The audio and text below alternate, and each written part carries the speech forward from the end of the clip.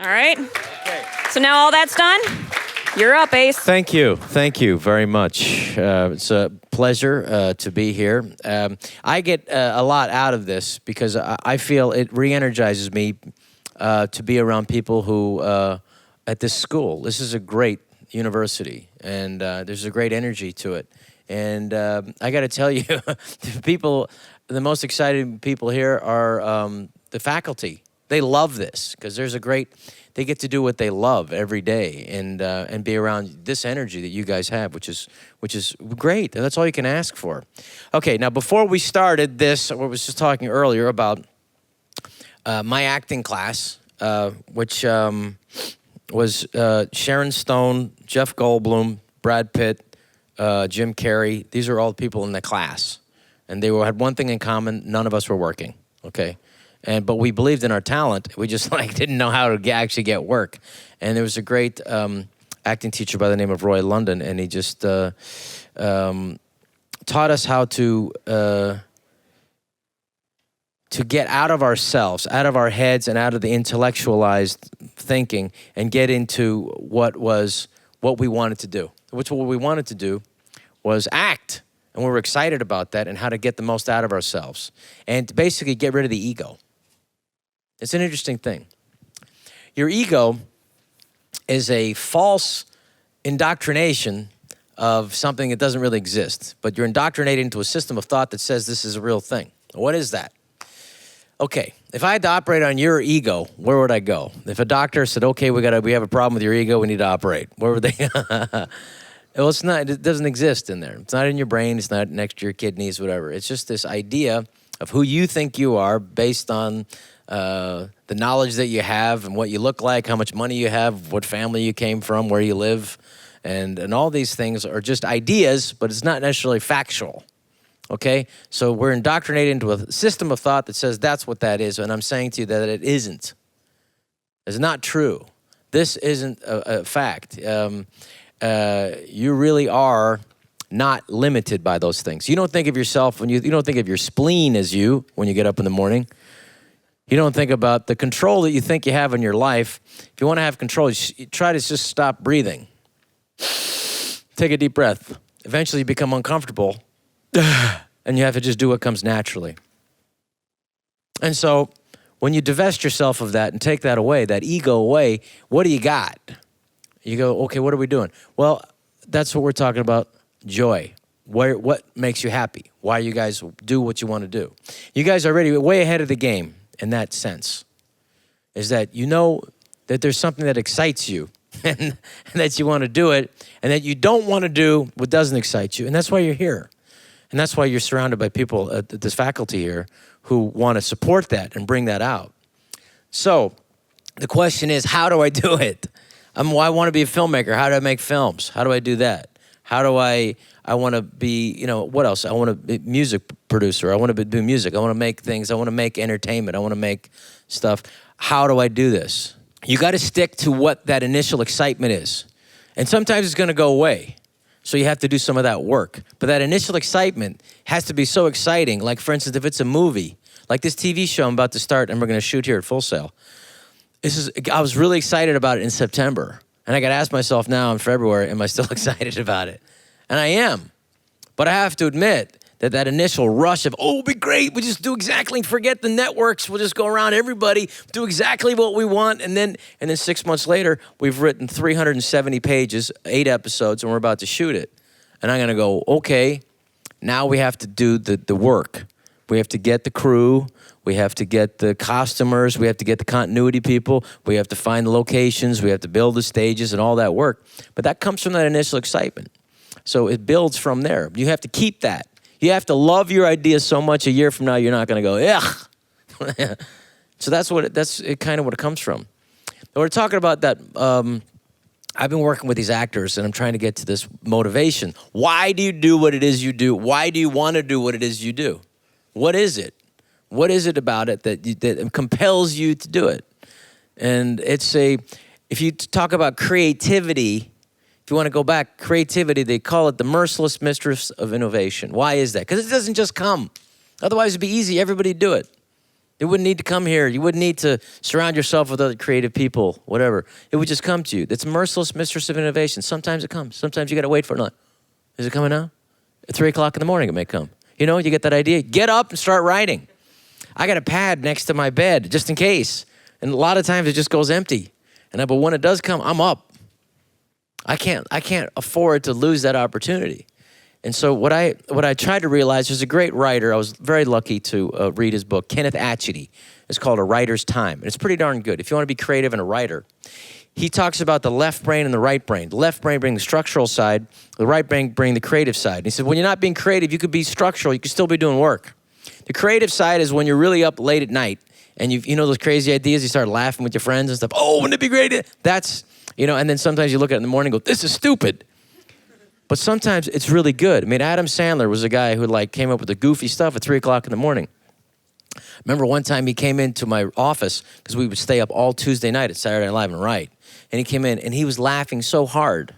I'd never seen, he was just like, oh, you can't, no, you mean you come in? And I go, just what? Just tell me what it is. And he was with this writer, Rob Schneider. I don't know if you ever heard of him. He's the guy who did the puppet, the dirty puppet guy. Anyway, he used to be in Conan O'Brien's show and as the mouth, he would always do that.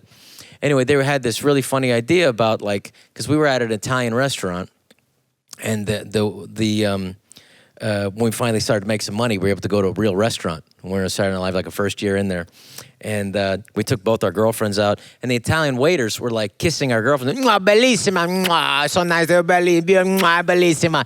And then this other guy, oh, whatever. And then this other, the busboy would come on, bellissima, mwah, you're just not used to your girlfriends getting kissed by strange guys just because you went to the restaurant, So I didn't think much of it, but then he thought about it, and then he went over with Rob Schneider. The next thing they knew, he said, what if you took this really farther? And then pretty soon they're humping people on the table over there. And it was before the show started, usually you rehearse your lines. Adam was shaving his legs up and everything because he's such a hairy bastard. And I was wearing a diaper, my ass was hanging out. I mean, it was and this is what we were doing for a living. And we were making a living doing this. We were in our early 20s, and we were just can you believe this is ridiculous? And I remember when we did that sketch, the audience was laughing as hard as he was when he came up with the thing. So it's a really great thing if you can maintain that joy, that explosion of excitement, and if you can maintain that and then bring that into the thing that you're making, you have a chance to get that same energy to the people who see it. Now, not everybody's going to have that. Not everybody's going to be is going to have that same excitement that you have. But you can't worry about that. Sometimes, I remember I've made movies that I thought were pretty darn funny. And that critics hated them. And I went I don't understand. I think it's funny. But again, that's, going back to that, that's the structural side again. That's the critiquing side that is also important for creativity. Now, the creative side is the burst. Boom, I got an idea. I love that. Boom, and you got to crank it out. And don't let the structural side kill it, because it will. That's why at noon and 1 o'clock is the worst time to be creative, because your left structural brain's awake. Now, I know that's not funny. That's not good. What were you thinking? Your parents were right. You should have got a normal job. You don't want that. You don't want to let that control you. But when it starts to sneak out early in the morning, the head writer, Ian Maxtone Graham, Matt Selman, these are the writers from The Simpsons. These are friends of mine. Whenever I have a movie, they help me rewrite it. I got in my TV series now. Hopefully they'll help me with that. But Ian Maxtone Graham, he's one of the writers, and Matt Selman is the head writer of The Simpsons. If you like that show, this guy's a brilliant comedy writer. And he said the first thing in the morning, you get up, and they don't look at their cell phone. They don't look at their email. They don't call anybody. They don't worry about what, they go right to that pad or their computer, and they start writing. I like the pad just because I can scribble it quickly, and I can't type as fast. And they do that. And they do that for about an hour and 45 minutes, and then that's all they got. And then they look at it later, but they don't judge it. And Quentin Tarantino said the same thing to me. He writes subconsciously. So again, that's the creative side. He just pours it out and doesn't judge it. And then looks at it and said, I like that. And he goes from that creative burst. But then the structural side, when you're not being creative, you can look at that stuff and then you could organize it. Or you can also write down, what I do is I write down what I want to talk about when I don't have any jokes about that. So this interests me, this interests me, this interests me, and then you kind of work that way. Now, you guys may find that differently, but I'm saying that whatever creative burst that you have, you got to take advantage of that and run with it. You know, if there's something that you want to filming, you want to shoot, you got to find a way and then absorb as much as you can. You know, like comedy, I find like, you know, it's like surfing. You know, you have to watch it. It's fun to do. It's fun to watch, and it's fun to think about. And then so it's you kind of do that with and that's for my specialty, which is comedy. I used to love that. I used to go see. Oh, thank you very much. It's all starting to work out. Thank you. And if you, but to do it is the most fun. And then to see, and then don't judge it too much. You know, Adam Sandler's first movie was called The Unsinkable Shecky Makowitz, and it was a piece of crap. But he learned a lot, just where to put the camera and everything. And it was a piece of crap, but I was amazed he actually got hired for anything, because none of us were getting hired for anything. I mean, he was living with Judd Apatow in a 2-bedroom place across from me. My girlfriend kicked me out of the house one night, and I had to sleep on their couch. And I remember we're all unemployed comics trying to get work. And, but eventually, you know, we found a way to do things. Judd actually is now a huge comedy producer. This is a guy who used to drive me around in his car because I didn't have a car, you know. But he was a hard worker, and then really stuck onto something that worked pretty darn good. So, okay. Going back to, so the structural, there's the creative side. The structural side, you can always work. There's always something to do to make something better. Just try not to do it at the same time you're being creative. In other words, when you have that creative thing, that's a separate thing than actually breaking it down. Whatever thing that you're particularly working on there. Now, as far as content and the new potentials for the 21st century now, I don't think there's ever been a better time to be a creative person. I think when I went up to Google, the people there were saying, like, this is the new Renaissance. And they mean it. Because right now, how people watch entertainment, how people are getting how people are getting their information is still being worked on. It's not worked out yet. Netflix was this little tiny company that was getting all these crappy movies, and that because they didn't have a good deal with the studios, and now it's a huge company, and now they're showing TV shows, and people can watch it back to back to back to back and stay up all night like drug addicts and watch shows. But that's different. This didn't exist 4 years ago, so it really is different. I mean, eventually, I don't know if places like Facebook are going to start showing entertainment. Who knows? I don't know if Facebook will be around in 5 years. Something else will take its place. So we have, you know, you can watch movies on your phone now, and people are. That was unheard of just 2 years ago. So everything is changed. So the potentials for stuff is wide open. How are you going to fit in there and bring whatever you want to bring your creativity to this marketplace? Or are you going to be part of the business aspect of it? Or are you going to be part of the creative aspect of it? That's the question.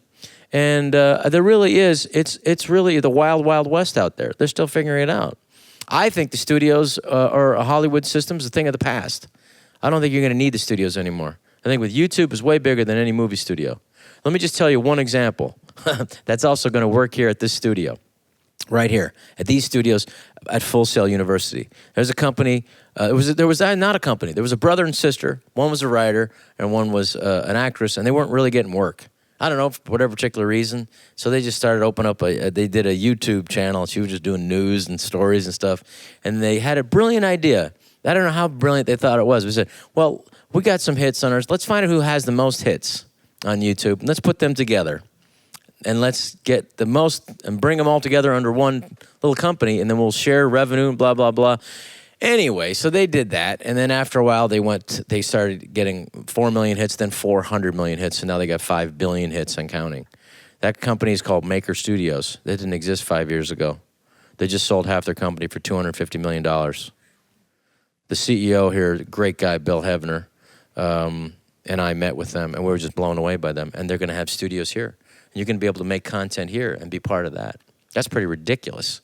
This is something they just created. So the limitations that existed the barriers are gone. It really is. It's just how good is the stuff that you want to do? How excited are you? And how badly do you want it? And is this stuff, and can you get other people to be as excited about your stuff as you are? And that means something. I mean, I'm doing a TV show here because I got tired of CBS. I had 11 million viewers average watching my show, and they said that's not enough. And I said, you know what? I think it's enough for me. I'll go somewhere else and do it. Thank you very much. So I'm doing it here, and we wrote the scripts. And John Cleese, I don't know if you guys know him, but he's from Monty Python. He's my hero. Of my comedy heroes, there was Steve Martin, there was George Carlin, Richard Pryor. I was very lucky to meet all of them. And but John Cleese is particularly my favorite physical performer and funny guy because he was brilliant, but also every show, he did this show called Fawlty Towers. Every episode he had a physical and emotional meltdown. He literally would turn into like a noodle as a human being. And he would hit people. He was just a, brutal guy. But you laughed so hard you couldn't breathe. And that was like, to me, that's the goal always. When I saw Peter Sellers in the Pink Panther, Return of the Pink Panther, I was laughing so hard I had to crawl out of the theater with my brother because we couldn't breathe anymore. And I said, if I can make a living doing that, I'd feel pretty darn good. And so he wrote six episodes. They only do 6 episodes at the BBC because you can do 6 good ones. Here in America, they try to do 24. I did one episode of Jerry Seinfeld's show, Seinfeld. And I said, how do you do 24 good ones? He said, you don't. He said, you do 4 that are great. You do 6 that you're really happy with. And you do 14 you hope your friends aren't in the country when they air. And I said, wow. So, he's a perfectionist. He really, and he's, but he wrote some really incredible episodes that something to be the best television ever, I think, in American television was for a sitcom, was Seinfeld, by far. I don't think that and The Simpsons, it's pretty the best writing. But so John Cleese wrote with his wife, and I said, I'll write with my wife, and I'll just do that. And I'll just, I'll take as much time as I want. And we started in September, we finished in December, and then we started putting the show together. That's something that I want to do, and I think I'll find a way to bring it to the people. I don't know. So I called my friends at CBS, and I said, you know what, where did you sell the TV show? Well, we sold it to Indie HBO, and like 10 minutes later, hello, is this Indie HBO? You can call Indie HBO. Say, I got this new show, Rob. So who are you? Well, I'm Rob. And so they said, okay, we'll buy it. So I got 40 countries so far that want to buy the show. But I called. I went around, the studio, CBS, and I said, I don't need you anymore. And believe it or not, that's a big thing. I think that's, for me, for artists to be able to say, I don't need the studio, I don't need Warner Brothers, I don't need Disney, I don't need Sony, I don't need CBS, ABC. I'm going to do it. I'm going to do it with my friends. I'm going to find a way to do it, and we're going to do it. And I can't believe the facilities you guys have here. It's cleaner than Disney, and Disney's pretty clean. The soundstages here are better than Warner Brothers, and I've mixed at Warner Brothers, and Warner Brothers is great. It's better here. I got to say, the fidelity here is better. I got a pretty darn good ear, and it is better here. You can mix a perfect movie here. You could mix the most expensive movie you've ever want and have all the bangs and whistles, and you cannot find a better facility than you have here. Your music facilities here are top rate. I went recorded and with Adam Sandler and other studios. They're not what you guys have here. They're very good, but what you guys have here is just, Mr. Hebner and Bill and Gary said we want the best of the best of the best for our students, and that's what you guys have here. You guys got the televisions. You guys had the television cameras before Letterman got the television cameras. You guys have for your television studios. I'm serious. I look at that equipment and I was just gasping, like, oh my, I can't believe the stuff you guys have here. The potential to do everything that you need to do at its highest quality. So again, we're coming back to what it is that you guys want to do and what you're excited about and sticking to that. And like I said, you're already ahead of the game. You know that you want to do something. You're creative. You're here. You've made a choice. That's huge. That is 90%. And now it's just the little percent. How hard you want to work and what do you want to bring to it? And how do you want to stick it out? And how do you want to make a career of this? Because there's ups and downs in these careers. There's going to be the ups and downs. That just happens. So how do you can eke out a career in it? Well, the thing about it is, I'll tell you, when my career's been in the toilet, I had to take full blame for that. Because when my career was in the toilet, I wasn't excited anymore. I just kind of got too into the business of it, and then I was like, I had to go, well, what's different now than when I was on Saturday Night Live and Adam Sandler was sharing a dressing with me, and we were, he was shaving his pubic hair. What's the difference? And I said, well, probably I was kind of having more fun back then. So you have to find ways to keep it fun for yourself, and that's important. That's your thing. But there's a lot of inspiration on this campus. There's really a good energy here to be around other people that's positive, that are wanting to make good stuff. And that is important. It's work, and then you got to get other people to believe in you. And if you decide to make something expensive, that's work too. It's not inexpensive making a TV show. It's very expensive to make a movie. Making a movie is probably the toughest thing to do in all of show business, I think, from my experience. You have to, but it's interesting not having any censors on my TV show that I'm going to do. I find myself being really hard on myself now, because I remember I used to have to go through the studio system. I get notes from them. Disney would give me notes. When I did a movie, The Hot Chick, I played a girl in this movie. I got all these notes, and like some of them were really good, and some of them were really stupid. Some of them were notes that were about not making the product better, but about just being too conservative or something. But you have to listen to that stuff. And I remember I got into an argument with the president over a silly movie where a guy turns into a girl. You wouldn't think people would have heated arguments about that, but we did. Remember the president of Disney, Nina Jacobson, who's no longer there, and I'm no longer there, but she was saying she wanted to cut this one joke, and I said, that's really funny. I don't want to cut it. She said, no, but I really want you to cut. I said, I'm not cutting it. Sorry, let's talk about something else. And I remember talking to Quentin Tarantino, and he said, you can't do that. Just tell them you cut it, they'll forget it. You got to give them, he worked the system a lot better than me. He said, just tell them, give them credit for stuff, even if they didn't come up with that idea. Just tell them that was a good idea you had, and they'll think that they came up with that idea because they're giving these ideas out to 50 other movies. They'll forget. You got to work the system better. So my point is that at a certain point, though, there has to be some give and take, even if you're doing your own thing. You got to be able to defend it and find a way to justify your decisions creatively. Because you have to make these decisions. If you're going to do a music piece, you're going to have to make this. These are the lines. This is what I'm going to do. This is the beat. This is whatever. And if we're making a film, this is the dialogue. These are the actors I want. And you have to defend it to yourself. Self-censorship is the toughest one. Because you can't kill your babies, But also, I've seen some really talented writers who didn't have that critical eye for themselves when they needed it and hurt their own pieces, So it's a tough game. But what will save you is just going off what excites you to begin with and to move forward. But let's take some questions for people if they want to. You want to line some people up here? I'd love to hear what you guys are working on and what you're thinking of. And okay, so if you guys want to, anybody who has questions, if you want to come over here. If you're watching from our overflow rooms or streaming online, you can send in questions using hashtag FullSailHOF. We have our social media staff here, and they can relay your questions over to us. While you're thinking of your questions, we'll have your questions here. I want to tell you about the history of show business just really quickly, about movie making in particular, because that's what my interest is. I love films. What happened was the guy who invented it, Mr. Edison, never saw. He invented the film projector, which was actually made movies possible. And Thomas Edison had the patent on this. And he only saw film and projecting film as a way for people to make home movies, which eventually happened. He didn't see it as a big business, as an art form that would take over the world and influence people ever since and become a real dominant form of art in the 20th century. He just thought of it as something, you shoot with the family and then shoot this train going through a tunnel, and that's pretty cool. But there's these people in New Jersey who decided, you know what, we can make something of this. And so they started making movies around 1908, 9, 10, and then by 11, they were so popular, these movies, that 1,500-seat theaters, they couldn't show it enough times a day.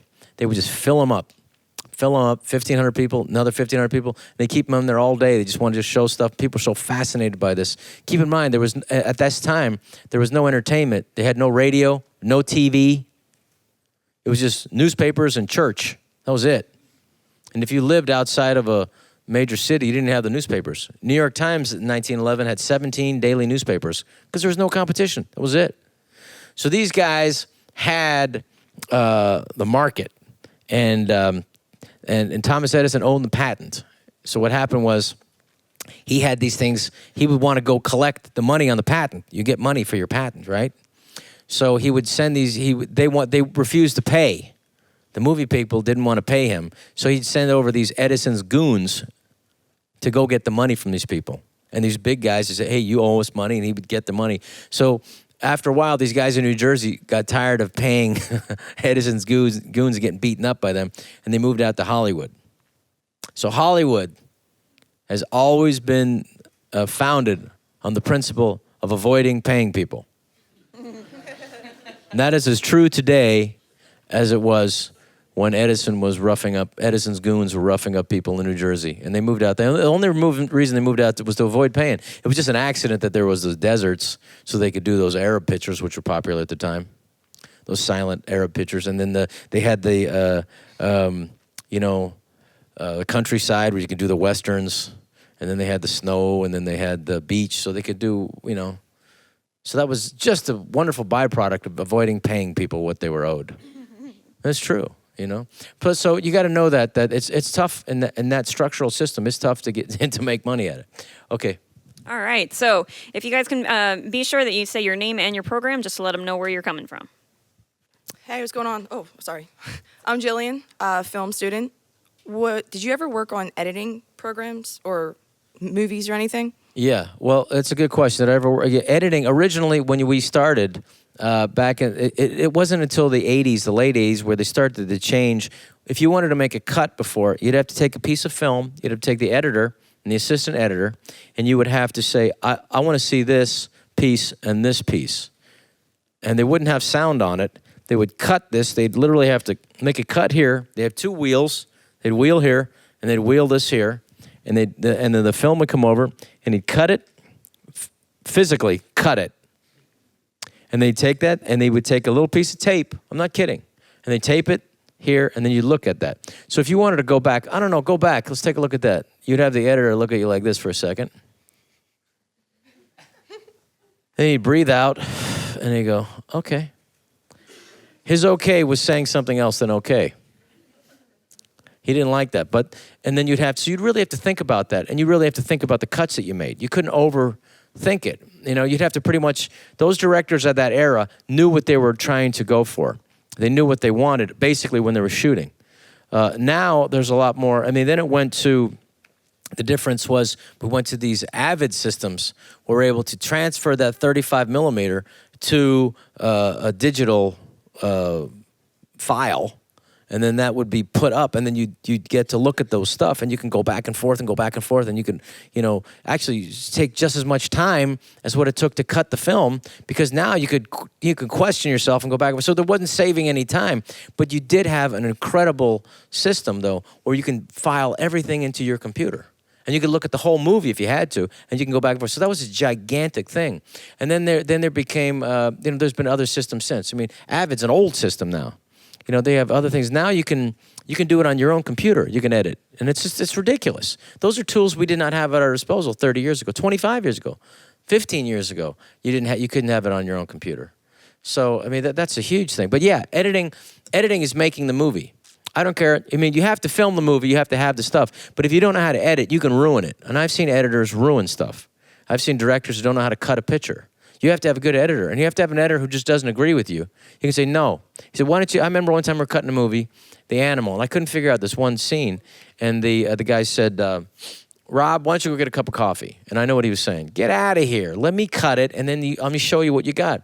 And then I left, and I came back, and I said, what did you do? He said, it doesn't matter. I got it figured out. Sometimes you got to let it breathe. You got to sometimes, film has the ability to read your mind. It does. Because there's been experiments where they've shown a guy, a close-up of a guy moving in with a dark background. And then you cut to, and you look at his face, and he's just thinking.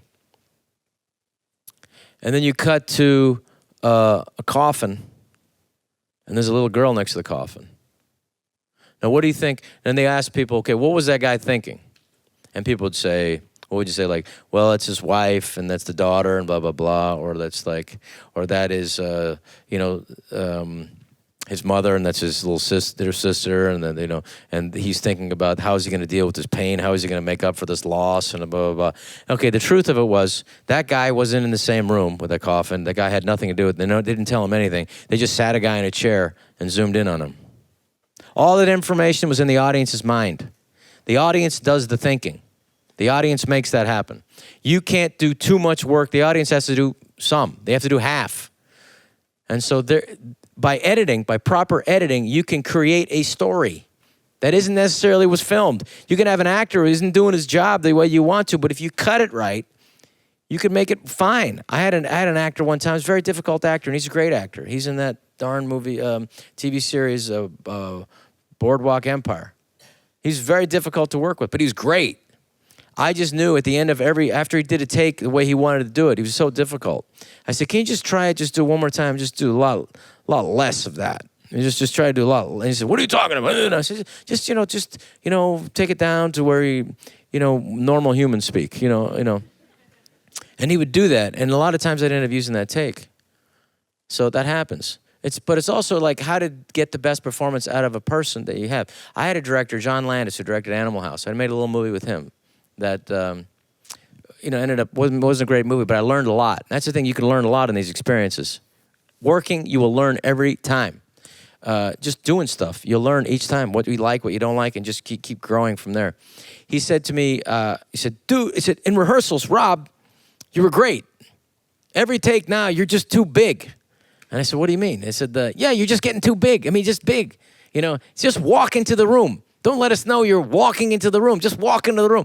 He would literally say that. But he was right, and I could take it, But he gave me an example. He told me an example of what Billy Wilder told Jack Lemmon. Jack Lemmon and Billy Wilder made one of the greatest comedies of the 20th century, Some Like It Hot.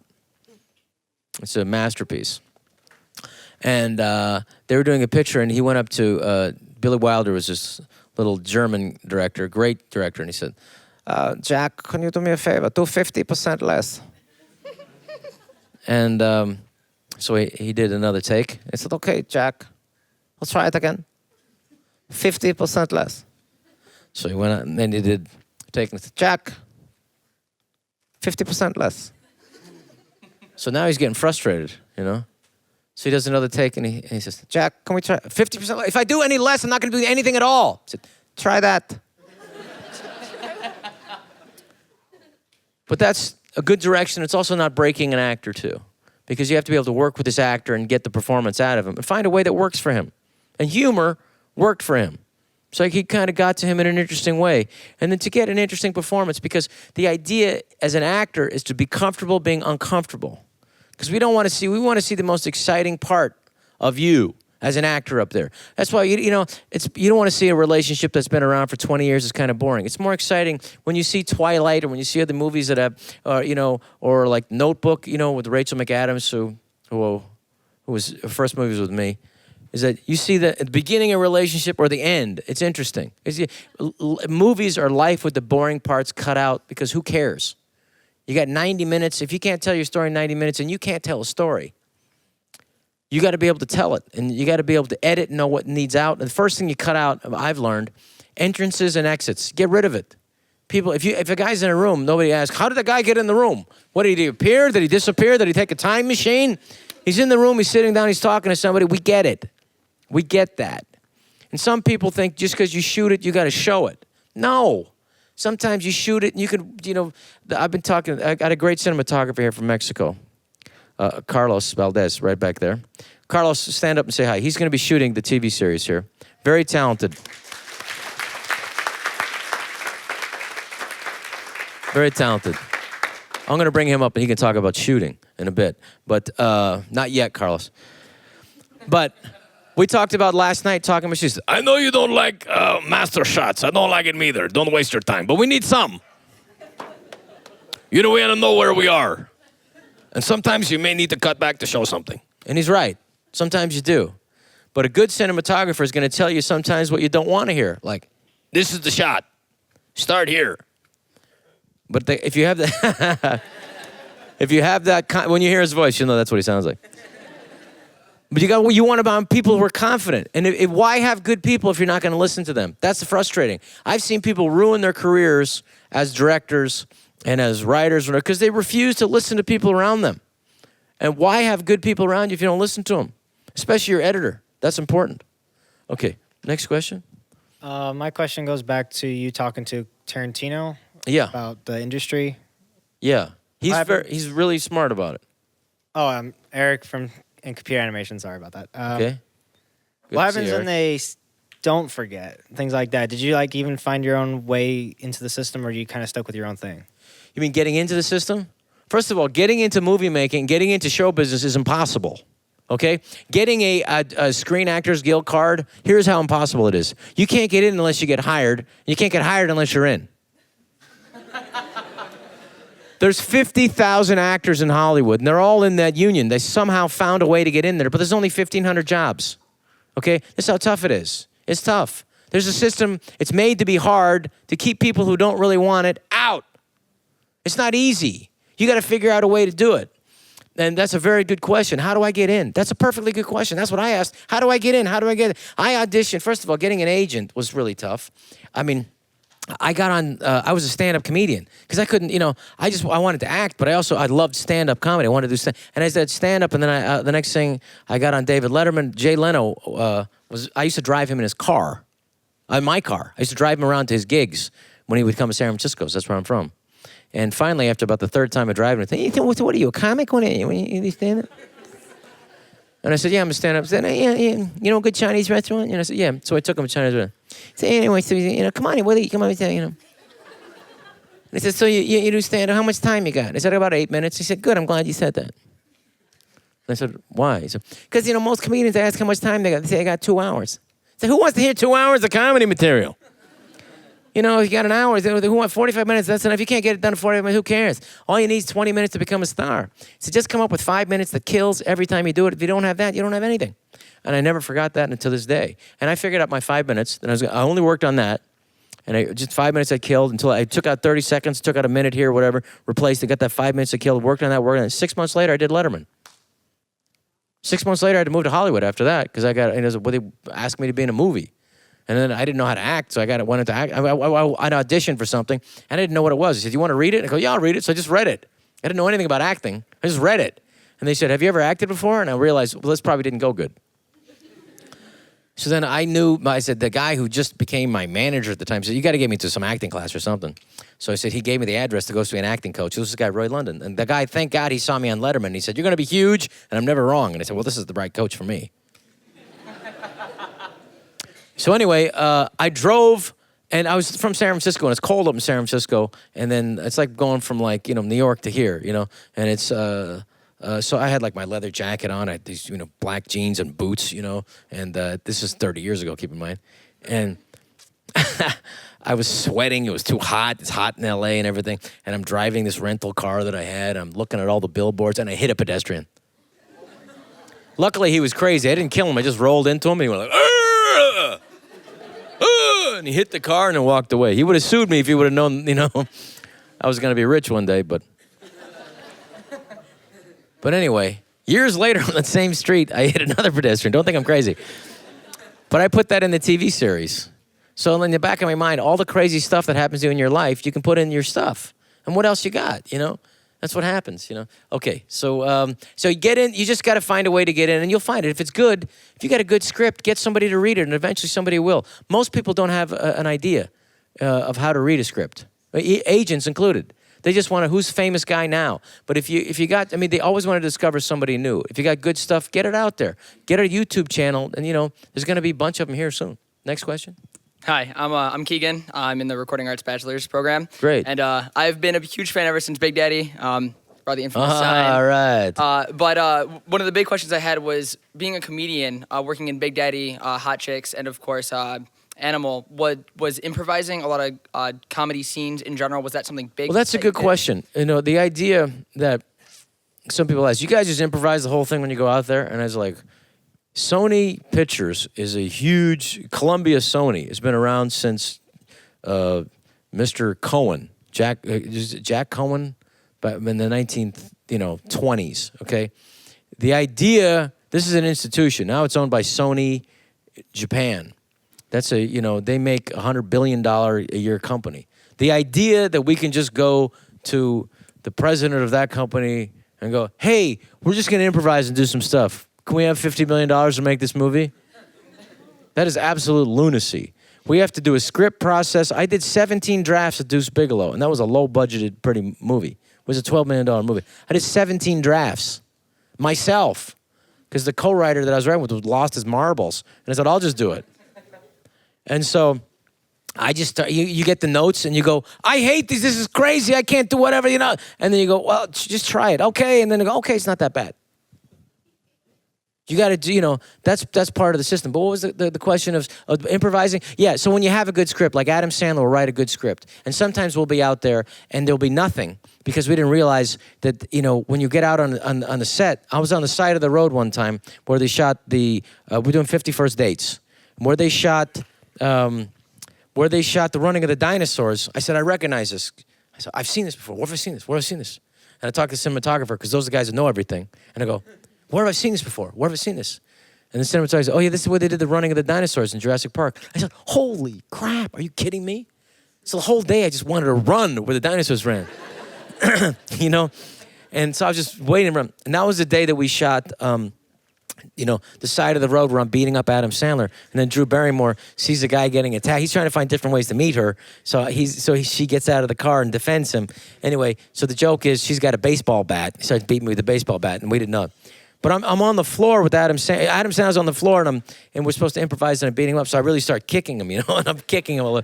I had like flip-flops on, but I also let him know, like, I want him to really act. So I was, giving him something. He's like, Jesus. So you see him, if you ever see him, he's kind of laughing like, this asshole's kicking me, And I said, he's in a vulnerable position. I said, I think this is one of the few times I actually ever get to kick him, And so I'm kicking him a little bit too hard and whatever, and I'm laughing. And then there's no dialogue for this, but it's really funny. And so I just said, well, we better come up with something. And so I just started ad-libbing and thinking, like, you come over here to this island, eating our pineapple, making my sister clean your hotel room. And they said, what is this all about? Hey, come on, And it was true. What was this all about? Why are you kicking me right now? And it was but we were having fun. And so something magical happened there that wasn't in the script. So sometimes if you have a good script and a good scene, then you could make something. And then she hits me with this baseball bat. And it was like she had a little baseball bat inside a rubber thing, but she really whacked the crap out of me. I had welts on me after the first 2 takes, and the stunt guy said, do you want me to tell her not to hit you so hard? I said, no, it's going pretty good. Just go with it. And then it went good. And the next thing I knew, I just started running where the dinosaurs ran. So and then the cameras weren't faced that way. And so the guys were picking up the cameras, and then they changed the shot, and that was a shot they had running. And it ended up being something special because we decided to play with it a little bit. But you have to have a good thing to begin with. If we didn't have a good script to begin with, we wouldn't have been able to create something special. And that's a very memorable moment. People, it's the funniest moment in that film, I think. Thank you. Thank you. All right, our next question is coming in through Twitter. Yeah. So this question's from Brianna Need, and her question for you is, what's your favorite movie you've ever made or were a part of? Gosh, I always think my next one's going to be the best one. I do. I never sit back and go, wasn't that great, or blah, blah, blah. I think about it, talk about it now, but I don't really sit up and think about it too much. I want to move on to the next thing. I think I'm just getting started. I like all the movies that I made some parts of. Some were bad. Some didn't work out, and for whatever reason, and then some, but if you can just concentrate, I'm glad that was brought up though, because if you can just concentrate on what you can control, and this is really, really important. I'm sorry if you're falling asleep over there, but this is important. You okay?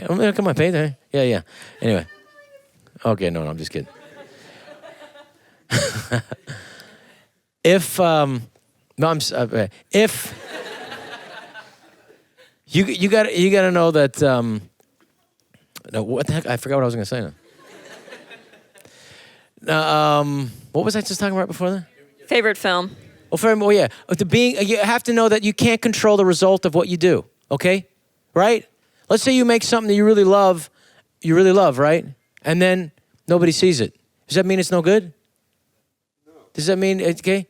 Does that mean it means you might not get work again from that studio or whatever? It means like you might have a problem. But you have to know you can't, if you only worry about the results of what you're getting, you're lost. You can't just be so goal-oriented. There was a great comedian, one of the best. The reason why people bought TVs in the 50s was this guy named Sid Caesar, and I was lucky enough to meet him. He passed away last week. Sid Caesar said a great thing. He was a lunatic about comedy. He was just a mental. He actually had a mental breakdown over it because he made him so nervous he had to drink. It was live TV, 90 minutes back in the 50s, live, before Saturday Night Live. I mean, literally, he became an alcoholic and taking prescription pills because of the pressure was just so much. And he said, if you're only thinking about the goal and what you can get, you got to know that between those goals is your life. And if you don't live it, you're a fool. So you can't always worry about the result of what it's going to get you, but you can concentrate on what you can control, which is enjoying what you're doing. That's huge. That's everything. That is the thing, not what it can get you. And it takes a long time to learn that because, especially if you do have some success in the business, like I wish you all, but you can't, if they take that away from you, then what? Does that mean you're no good anymore? Does that mean whatever? You have to know that is ups and downs. Life is a sound wave. The sound waves do this. And so do your careers, I mean, I talked to Quentin Tarantino, and he made a movie that was a piece of crap, and I told him. And I'm a friend of his, and I feel like I can tell him. When he did Grindhouse, I said, you were out of your marbles. You lost it on that one. You lost me and everybody else on that. And he said, yeah, I know, but I was just, at the time, that's what I thought. And I said, I still like parts of that. And, it happens sometimes to the best of them. I think he's the most talented guy, filmmaker that America's produced since Orson Welles, But anyway, so yeah, concentrate on what you, don't worry about that as much as you can. Concentrate on what you can do is that inspiration that you have, that excitement, if you can hang into that. My name's Cameron Messer, and I'm in the film program. I just want to say thank you for coming out here out of your busy schedule. Oh, it's my pleasure. It's interesting that you brought up the history of motion pictures. But my big question is that we're all here inspired by someone or something, and that, as Steven Spielberg once said, that small whisper in the back of your head that tells you this is what you're going to do for the rest of your life. Who or what inspired you to know that this is what you're going to be doing for the rest of your life? That's a really good question. What inspires you to do it and to keep doing it? I think it's a series of things. I think even Steven Spielberg would I said, could you add something to that? He said it wasn't just one thing, but it was a series of things. Sometimes it's a whisper. That's why creativity, if you want to call it inspiration, inspiratu, Latin, inspire, comes from the Greek, meaning God's breath. Interesting. God's breath. It's just it's not even a whisper. So that's an inspiration. But you have to, when that little voice comes to you, you got to act on it. And I think all of you guys have. At a certain point, people wanted you to do something else. You could agree with that? They said, no, that's not for you. You're going to do something. You need to have something to fall back on. What if this doesn't work out? And you guys, each of you said, nah, I got to try this. I got to listen to that crazy voice in my head. And that's really important. For me, comedy-wise, I remember there was these silent film stars, and I remember watching this program with my mom when I was a little kid, and they said, it was very difficult times during the Depression and before the Depression. There was a Depression before the real Depression in the 1930s. There was a Depression in 1907 that was even worse than the Depression in 1929. And that affected more people. People don't even know about that usually when they talk about history. However, he said that the film stars, the silent film stars and these comedians, he said, were able to take people and let them forget about their lives for a little while and laugh. He said, that's an important thing. And I said, well, that would be a cool thing to do. And how much I love laughing. And then I just got interested in comedy. And then I would see movies that made me laugh so hard. I was like, I love this. Even before I understood it all, you laugh at these things. Bugs Bunny, watching these commercials, watching these cartoons, it was made for adults. And originally screened in the movies in late 40s, early 50s. And so that's why they had to, they weren't just for kids. They had to keep an adult's attention. And that's why there's a lot of interesting stuff and sexual innuendo and interesting things happening. Not too much, because it was also the Hays Code, which means you couldn't do too much. But they had to keep that and straddle that line and do something really funny. And in cartoons, that's what Charlie Chaplin, probably the real first genius of cinema. definitely the first genius of comedy cinema, said, I can't compete with cartoons. They can do everything. They can fly, they can disappear, they can reappear, they can die, they can get smashed and come back. I can't do that. You know, so, but yeah, I mean, I'm still inspired by that. I'm still watching other young comics now. There's a guy named Bill Burr, a great comic. He's not that young, he's 40, but like, for me, that's young. There's a guy, Daniel Tosh, really funny. Daniel Tosh, his TV show's good, his stand-up's even better. He doesn't have to be a great stand-up. He's a great stand-up. And I like that he just craps on everybody, including me. But he's very, very funny. You know, Chris Rock is great. So there's Louis C.K. There's a lot of comedians at their peak right now. That's why it's interesting. That's why I'm doing it again. Okay, thank you for your question. Hi, my name is Brace. I'm in the film program, I think. Okay. I have a question, and this goes towards your show. Like the show's being filmed in this area. That's right. It's being shot on the campus. So is there also casting in this area? Yes, we're gonna cast. We're gonna cast here. Why not? Yeah, absolutely. So I got there's 72 roles, and we're gonna cast the majority of them here. So yeah, you'll find out. There's a guy, Jeff, who's our casting agent. You can find out on campus. You'll be able to figure it out. We'd love to have, it's just fun. If you're funny and you want to bring some, if you want to spend the day there, then do it. It'd be fun. Yeah, we're going to cast here and shoot here. We're shooting the interior of the house here, and it's you should probably try to get pieces of the script. We're not letting the whole script out, but we'll get a chance for you to take a look at it. We'd love to have you. And I want to bring up in a few minutes my cinematographer to ask if you guys have questions specifically about filming.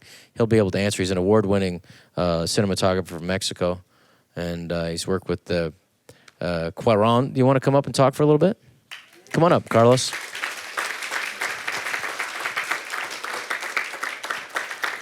Señor Carlos Hidalgo Valdez. Mi amigo. Un placer.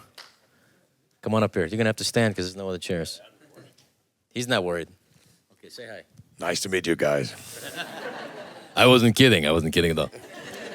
Anyway, so if you guys have some specific questions about like we're shooting this, we're shooting 8 episodes, 370 pages. He just got here, just got done working Sunday and Monday on another project all night. He came down here. He's basically just got the script not that long ago. 370 pages. He's already broken it down. That's a guy I want to have, I'll show you. He's going to show you. 370 pages. That's 8 episodes. It's like 30 scenes per show. This is the book. Yeah. This is something I spent 6 months writing. Yeah. And if you look here, open it up. That's the shot list for that scene. 2 cameras, sometimes 3. And that's what he's going to do. And I think it's in English. Yeah, sure. Well, I got a lot of fun reading the scripts, first of all. I think, he was talking something about that is really important. If you don't have passion for your job, you're lost.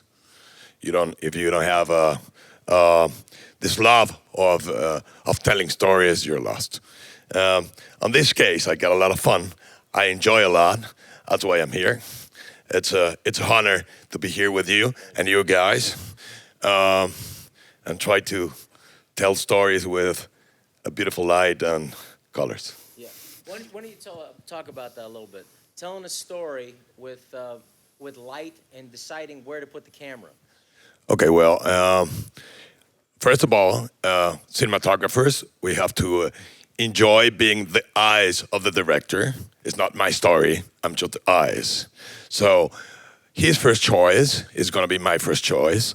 Maybe I'm here to make a proposal, a visual and light proposal, but always thinking in the story. We're shooting a comedy. We're not shooting drama. So at least I know which kind of light I'm doing it on the show, because it's a drama, and we already have a meeting in talking about the style of the light. Right. Okay. See? Now, why I really like Carlos's work is that he's able to figure out where that story is right away. Oh, this is the shot. You do this. And he has composition and confidence to say, this is it. And also to not worry about what's not important. Sometimes I'll have a cinematographer that I've worked with, to not name names. There's actually one of the guys who actually worked with Steven Spielberg, and I didn't understand why he was worried so much about the perfection of the shot too much. Just shoot it, man. Just shoot it. And like, you have to have the confidence to go, I'm just going to shoot it. And I don't care if there's, sometimes I'll have worried about a flare happening, the light coming. Well, there are flares in real life. We talked about that last night. It happens. People aren't going to stop because of that. But sometimes you can get so into your own minutia of what you think is perfection and lose sight of your goal, which is like telling a story, and get out of the way. And sometimes as an actor and as a director, I can get in my own way. There was a movie that I was doing. There's a low-budget little film that I really like that I had problems after I made it. I was really happy with what I made. And then the problems came after because these people I worked with, and they sold it, the DVD rights. And I now that I look at it, I just enjoy the picture. It was a movie called Big Stan. There was a guy who wasn't having fun on that picture. And he was the guy pushing the dolly, and the guy in charge. He was good, but he was complaining. I think because we weren't paying a lot of money. And I said, like, well, let's only have people here. The rule is only people who want to be here and want to have fun. If they don't, then thank you. It's nice to have you. Wish you luck. Go have fun where you want to have fun. He was gone. So we brought in a guy who didn't know what he was doing at all. And he was in charge of this mini crane. And I was doing the scene, this bedroom scene with this girl, and I'm doing push-ups and whatever, and we were supposed to do this kissing scene, and then I see out of the corner of my eye, not so cornered, basically right in front of me, behind the girl, the guy in the mini crane, and he's losing it. He's trying to hold this thing, and it's just going up, because you have to weight this thing perfectly, and if you don't weigh it perfectly, then you have too much to deal with, and he had too much. He's dripping sweat, and he's breathing hard, and I'm right in the middle of the scene, but I notice the scene's going really good. My instinct was to go, cut, figure it out, put the right weights on there. But this time, I decided not to do that. And I go, let's see what happens. If he flies off the machine, I think he's a young guy who'll recover someday. So I just decided to stay in it. And the camera started doing this, because the mini crane is here. You can use a mini crane inside. And you're going to use a mini crane on this one. And because you can go up to here and it can kind of scoop in and then kind of do this. What I also liked about what I'm going to talk in a minute is movement, and telling a story with movement and bringing people's attention by movement. And that's why you're here, because I said that's a guy who knows movement, knows when to move in and keep moving. It's a perfect voyeur, almost a pervert. And I said that, but so. A voyeurist, voyeurista. See. Yeah. Say that? I don't know either. So the camera's moving, and I notice the camera comes down here, and it's moving back and forth, and then coming in and coming out. And I'm like 2 feet away from it, and the camera's moving all over, and I go. And I just started to stay in it, because it was going really good with me and the actress. We were just having a real special moment. And it was really funny, and it felt good, and I was nervous, and it was like, not to be gross, but I'm seeing like, where I'm saying like, listen, honey, I'm about to go to prison, and bad things may happen to me in there. And somebody may try to take advantage of me. And if it happens, I just want it to be the first time by somebody I love. And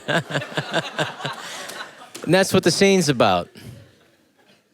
The new head writer of the Jimmy Fallon Show wrote that script, Josh Lieb. He's the new writer. I just know he's... Anyway, so I'm doing the scene. It's going really good. And then she's got to take advantage of me, basically. And it's a really funny scene. And I stayed in it. Anyway, I ended up looking at the dailies, and I said, a wonderful accident happened. It kind of moved in at the right time, and then moved over, moved away, and it was kind of it did something magical. And at the end of the day, the audience doesn't care no offense. At the end of the day, if the actors are going good, and if you basically cover them, it doesn't matter. You can take in a movie called, what's it called? This little Irish movie. About the guy singing? Once. Thank you. Once is shot horribly on 3 different kinds of format. Video, and then they did some high-def camera, which was cheap, and then they did something else, which was even cheaper, that they didn't have lighting for indoors. It looks like crap. And you have 2 really unattractive people as your leads. But you know what? It's a wonderful little movie. I love that movie. I saw that movie 3 times in 1 week. I was so touched by it, so moved by it. I said, now this is a really interesting, sneaky musical here. And I hate musicals. How did it happen? So anyway, it's just, again, it's how the artistry of that. So don't get wrapped up on like what you're. They shot an Academy Award winning movie was shot partially on a cell phone last year, Searching for Sugarman, on an iPhone 5. I'm going to give you better equipment on this. But let's talk about movement, because what I like about you when I've seen your work is that he was always moving. A lot of American filmmakers, cinematographers, don't. But the good ones, and that's why international filmmakers are really interesting, because no one's telling them, the studios, we have to have this shot and this shot and this shot. And, you know, sometimes he'll start on this glasses. If you had to shoot this room, you probably would start on here. And then discover everybody. Yeah. And then you go, well, where am I? Now, a lot of filmmakers don't think outside of that. And he also does this when somebody's talking. He's always going to have movement. It could be slow. It could be really slow. It could be faster. It could be, but he's moving in on you. He's letting us know when we're watching, this is what's important. And I want you to pay attention to this right now. And it's really subtle. He doesn't hit you over the head with it, right? But we'll talk about that. Yeah, I think light and movement is like commas and points when you're writing. If I think movement have to be directly with the feeling of the scene and the feeling of the actor.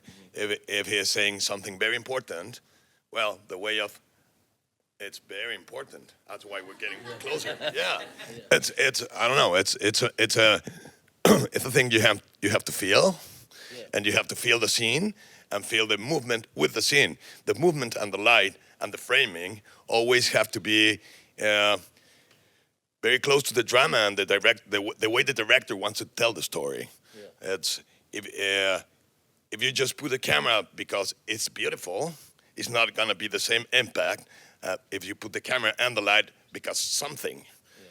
You have to find a reason with the director about the drama and the storytelling between the movement and the light. Why don't you tell the students a story about like Alfonso Cuarón or one of the people that you work with that you just did a really nice movie about this Cantinflas, was probably the most popular comedian ever from Mexico, and he just shot this picture. I mean, Cantinflas, and it's in black and white. Now, first of all, how did you shoot that, and what was the reasoning for that, and how did you get away with shooting something in 2013 in black and white? Well, it was with the side. It's not all in black and white, but there's a few parts in black and white because this actor got a big career on black and white movies. He won in 1957 the Golden Glove for the best actor to Marlon Brando and there's Jules Briner. He won that on that year, and the movie on that year, 80 Days Around the World, won the best picture, Oscar Best Picture, and was tough. The producer decided to bring an Spaniard actor to make a Mexican actor. Was difficult. He got like 4 months dialogue coaching, and well, it was really nice to get into the light of 1950s and 1940s. So how did you make those decisions? Because on black and white film, you got 1,000 different grays that you can use. So picking something like that, I mean, how did you work with the director to find the 5 variations you want? Were you trying to replicate what Cantinflas did in the 40s or in the 50s? Yeah, part of it. And talking about color, we have to make a color test, because, for example, blue is a different kind of gray of red, a different kind of gray of green, different kind of. So we have a hard work with the art director, deciding textures and colors, and on the black and white scenes. Oh, gracias. Okay, thank you. Do you have any questions for our cinematographer or people who want to shoot things? I mean, we have a. Yeah, we'll have some more. That's important though to know. I mean, you have to, because also color tells a story. Yeah. I mean, literally, like. When you see a comedy, when you see a science fiction movie, I mean, they literally will sit down, the director and the cinematographer will talk about the colors. How do we want to make this look? The comedies should be a little brighter and should be a little lighter. This should be warmer, you know. Some dramas can be starker, and they can be colder, if you will. And that's done with cinematography. I got the opportunity to work with this guy named Max von Sydow. Max von Sydow was a great actor. He's still around, from Sweden, and he worked with Ingmar Bergman. And he did a picture called The Seventh Seal. That's one of the top 100 movies ever made. And that's black and white. And they shot these beautiful shots on the beach with this guy portraying death. It's a beautiful story about a guy who outwits death to live a little bit longer. He decides, okay, let's play a game of chess. If I lose, I'll go with you right now. If I win, let me stay. And he's outwitting it. It's really great. It's considered the great classics. If you ever like Woody Allen, his whole career is trying to imitate Ingmar Bergman to the best of his ability, except with more jokes. But he's just an amazing filmmaker who just made films up until his 90s. He actually was making a movie up until he died, I think 2007, 2008. He was like 90, still made a movie that year. Okay, question? All right, and don't forget if you guys can say your name and your program, please. Hashim Haskins. I'm in the film program.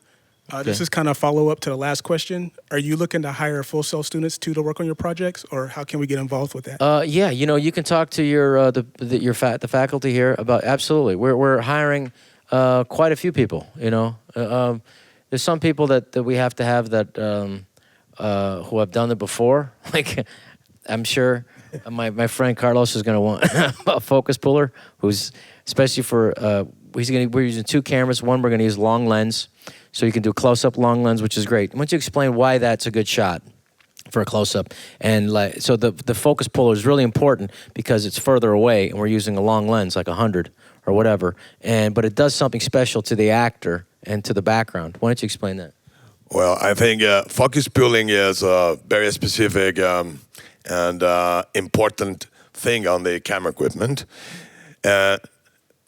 If you don't have the star on focus, you're man. Yeah. And in trouble, yeah. But that's what he meant by working that. with the 2 cameras it's an advantage because you got perfect matching on the scene. You can cut back and forth smoothly. Sometimes the actors, if they don't know what, sometimes if you do 1 camera at a time, the actor will be here and the next time he could be here. And then you can't cut it and you go, why didn't he know that we're shooting the 2 cameras? Yeah. Okay. So sometimes it is, but if you're shooting 2 cameras, sometimes 3, it's unbelievable. My friend Steve Buscemi, terrific actor. He directed a movie that was Theo Van Gogh. Is just really great. Theo Van Gogh, he's no longer alive. He had a terrible thing happen to him, but he was a really the grandson of the brother of Vincent Van Gogh, and the great grandson. And he's a very talented director. And he shot movies in 3-4 days by using a whole movie. It was basically shooting like a play, but he did it with a triangular 3 cameras all at the same time, and he just found perfect positioning for it. And then Steve Buscemi remade one of those movies called Interview, and it's really interesting with Sienna Miller and him. Very interesting movie. And just knowing that it was shot in 3 days and shot with 3 cameras all concurrently running, and it's beautiful, and you can't tell, but it's seamless cutting that way when you're doing it that way. But it's difficult because you cannot have 1 camera be at the mercy of the second camera. So how do you do that? I want to know for our movie. Well, I think if you're working with 2 or 3 cameras, you have to put it on the same. You have to find an angle that 3 cameras get a beautiful light. Because if you start jumping on the other side, you're not going to have beautiful light on one of those cameras. Yeah, you have to make sure it's all on this side. One side of the light, and then you're pretty good. But yeah, we'll be hiring if you guys want to. We'd love to have you work on it. There's only so many places, but we'll be shooting here. We'd love to have people from the university. That's my way of giving it back. My pleasure. And you know what? You learn a lot from working with a great guy named Carlos. You just learn, first of all, the passion that he has. I've never, 370 pages right here to have it broken down already by the time he landed off the plane. Either your plane got delayed a week or something, but that's very impressive. But next. Hello, my name's Cameron Messer. I'm in the film program. Yeah. I was just wondering, for a lot of people, they have someone who's they've looked up to, especially for cinematography. For me, it's Alfred Hitchcock and Stanley Kubrick. Is there a director or a cinematographer who you have looked up to? Carlos, why don't you take that? Who's the guys that you looked up to, cinematographers or directors that you really think? We mean on For you. what I like? Yeah. Well, I like a lot of Manuel Lubensky. I think is now the best Mexican. I think the best in the world. I love his work. Beautiful work, photographer. Beautiful work. Also, Darius Conji. I like a lot of Darius Conji. And anybody that they would know. Well, these are something you can look up. We'll write that down for you. We'll make sure we have a list you can take a look at. And who I've liked, I just saw Schindler's List again, and I love the choices that was made in that, and black and white. It's just beautiful. He made like a movie that was looked like it would if you made that in that time, the 1940s. I really like John Landis as a director. I got a chance to work with him one time. He directed Animal House and Spies Like Us, and he directed, he had a bunch of hit movies. But he was so enthusiastic, and he always knew where to put the camera. He was a guy who was just, if he liked a scene, he would, after every scene, he'd go, I love it!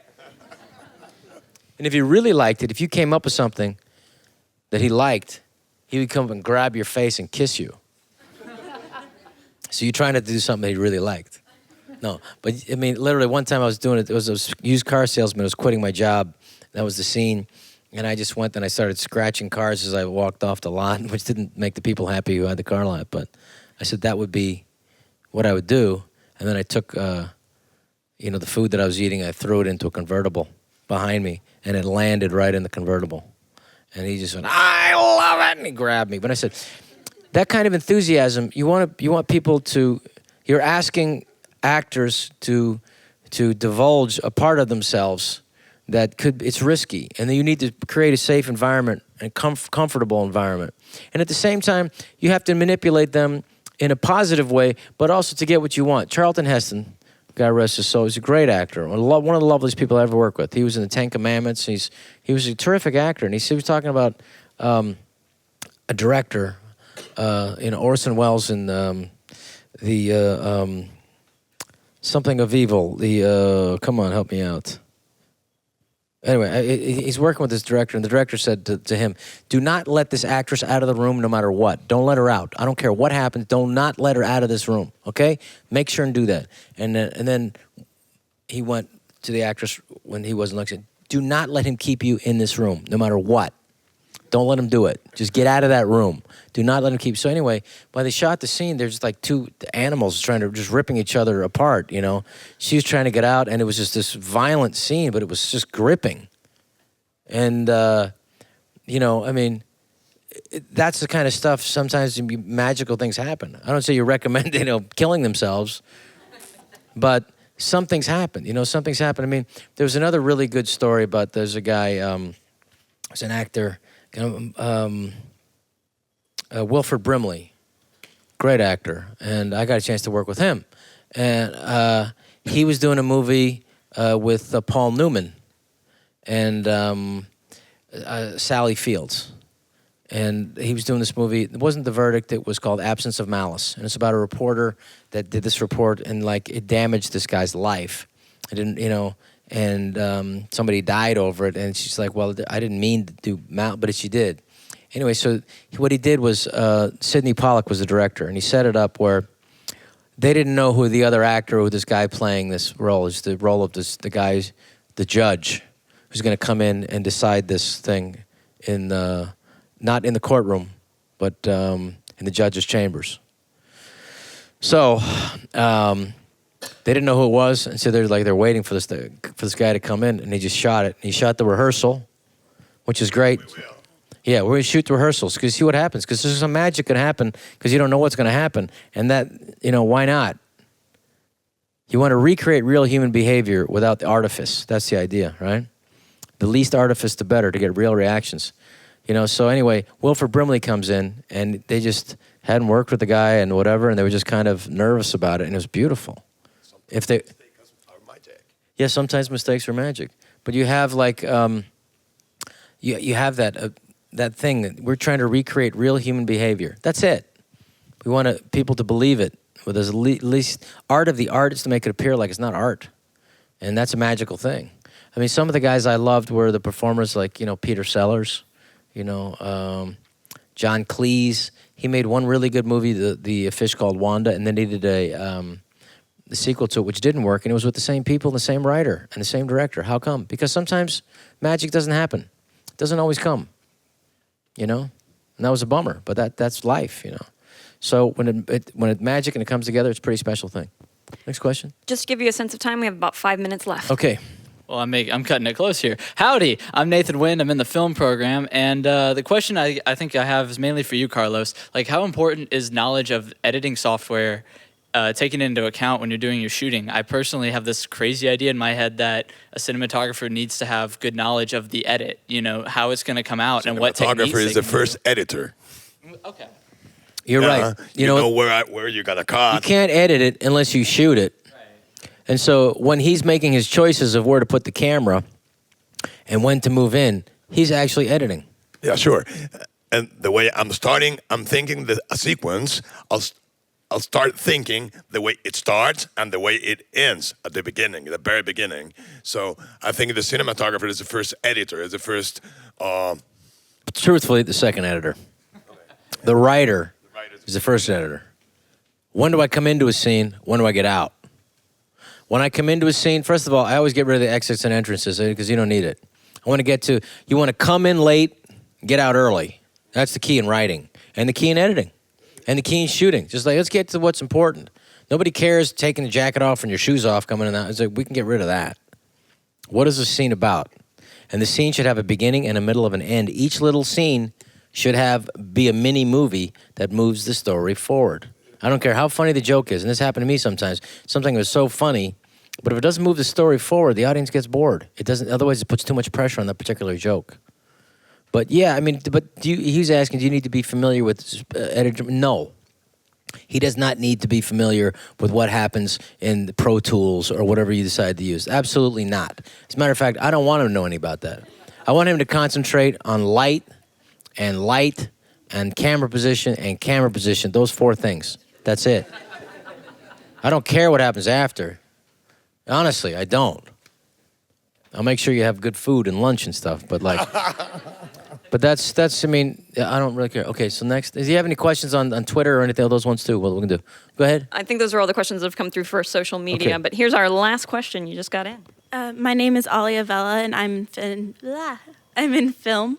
I was just wondering if, Carlos, in everyday life, do you think in cinematography because you work on it so much? I like that question. Sorry, again.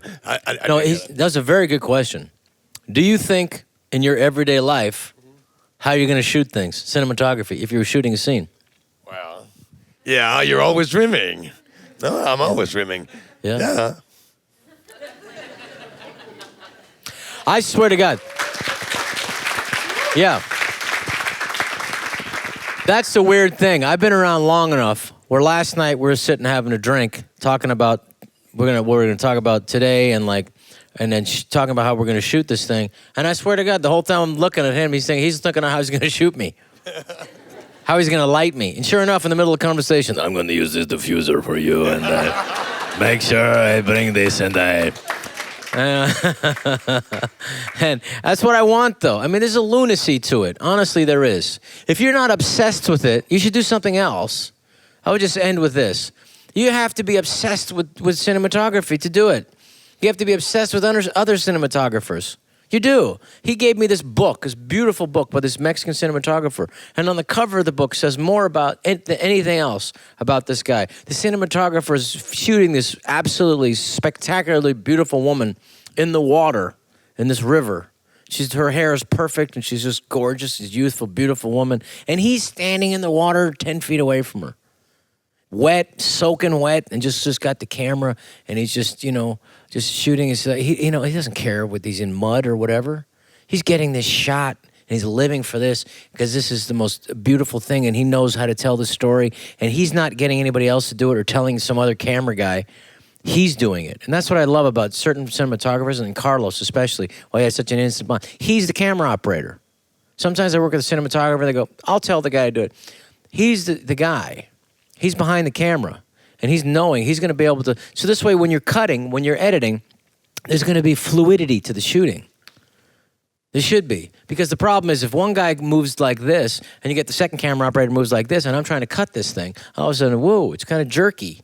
But if you have somebody who's smooth and doing it from has the same vision for it, you're going to have something smooth and something special. And that's at the end of the day what you want.